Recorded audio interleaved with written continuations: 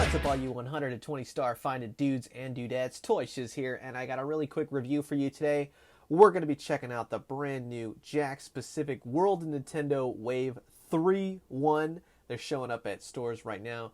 All of these characters, they're fantastic. I did have Luigi, but I did not realize that it's simply just a reuse of the exact same one as the last wave, so swapped them out and ended up picking up the other two figures that I needed to find in this set. So we have Propeller Mario, Mario with Cappy, the Shy Guy with the little flying top, and then of course I had already opened because that's the first one I found. It's the green-shelled Koopa, and I love these figures. I love when Jakks does these types of things. This one here is the Mario with the Cappy. Now this is from the brand new Super Mario Odyssey that came out just about a year ago. So I had heard word that these are kind of supposed to be like the 1-year anniversary to the video game, so to speak. But like I said, a lot of the figures are from older Mario games and such, and not necessarily ones that have to do with the Mario Odyssey game. But it's nice to have a Mario with Cappy, the Shy Guy. All of them, they all look fantastic. So let's go ahead, let's get into it and check out Super Mario Wave 3-1.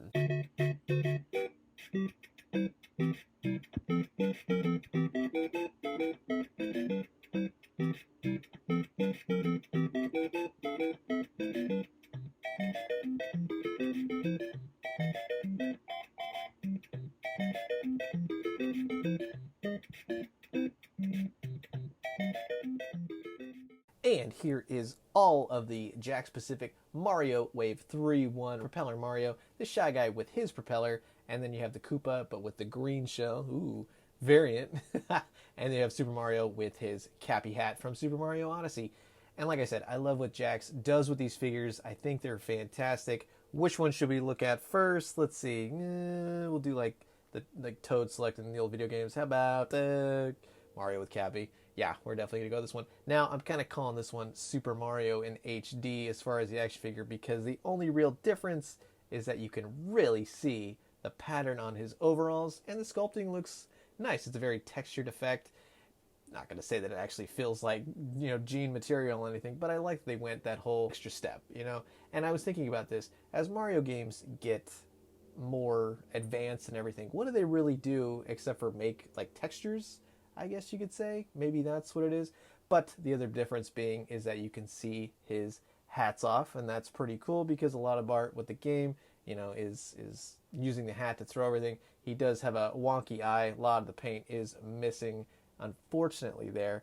And he's got a pointed finger. The joints, the head, everything moves, but it's the standard articulation for these types of Mario figures. Not really anything different. Legs go out about that much, and his knees go in, about that much. You get a nice range of articulation that you would want from a Mario, and if you have a nice flight stand or anything else like that, you can definitely do it. So where he's jumping, hitting blocks, collecting coins, and all that. With the Cappy hat, it's just plastic, but it is nicely painted. A little bit of a light material, not a whole lot there, and that is kind of nice to be sure.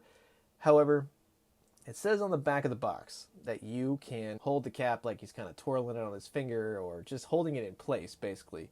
Unfortunately, there's nothing inside the cap to put down on his finger or anything else like that, so you're just not going to be able to achieve that pose unless you really, really finagle it. I tried slipping it kind of between his thumb and his forefinger to try to keep it up like that, and it's just not going to happen. The box alludes to a different way of kind of posing the figure, so it fails in that regard. That's kind of the bummer, I guess, about the figure. But then again, I don't know. If it's not really your thing, or if you're not really that sore about it, I guess it's not really a big deal. See, it fits just like that. It's just not the whole twist it on his finger, and if you want to put it on his head, it's not gonna go. That's for sure. I'm basically calling this one, at least what I know, this is when Mario loses his hat in Super Mario 64, either from the bird or whatever, and you got to get it back. So, you can also do it like maybe Mario Picross or Mario Paint, something like that. But overall, it's a pretty cool figure, and I'm happy to add this newer version, like HD version, of Mario, and he's got that nice little alfalfa sprout thing going on in the back of his head. Now the green-shelled Koopa, these things are always sculpted nice. They look exactly, he's got a little bit of a wonky eye too, sometimes with white paint on action figures, including Marvel Legends, Transformers, doesn't matter. They're always kind of wonky with the paint. My recent review of the PS4 Spider-Man had that, but articulation is nice on this guy. His wings go to and fro. They flap rather nicely, and you can leave them in and out if you want. They pop in just like that, and they go right back in. So it's nice figure overall. I'm going to tell you what, though. I just wish they didn't count the accessories as the wings. You know what I mean? They need to give a little bit more to these figures. I know the sculpting is there, but give us some more accessories. Case in point, here's the Shy Guy. Now, the Shy Guy is one of my favorite Mario characters. Love this little guy. Always cool. Love the noise that makes. He is a hefty, solid little figure, and he's sculpted and painted well. There's not a nick or anything on him as far as paint goes. His arms go up like that. He's got little movable feet. So not much in the way of articulation. However, I love him. I love these little simple nods to these classic Mario characters. But in case you didn't realize, right, this Shy Guy has a hole in the top of his head, unlike the last version, and he comes with a little propeller. So bingo bango, you got the flying in, swooping Shy Guy. Usually carries fruit or something to that extent. Maybe tries to pick up Baby Yoshi and all that kind of stuff, if you guys remember. In terms of extra accessory, should have given him fruit, something, maybe a Baby Mario accessory, little bit light in that end. Okay, Jakks, just saying. But now we got to the Propeller Mario. Spot on. Like, you couldn't ask for a better looking figure. A little bit of a white paint scuff, just saying. Mario figures, they always got a little something wrong, especially with the white. Just like the HD Mario, the Mario with Cappy. Standard articulation, not too big. His head does move a little bit more, I noticed on this one, but he is very extremely top heavy because of this giant helmet. And a little bit of a bummer here. I thought this would be more of a, you could kind of spin it, make it go, and all that kind of stuff. It's stiff. You have to manually rotate it. So, missed opportunity there. Saying Jakks, it should have been something where you could just kind of flick it and it just spins.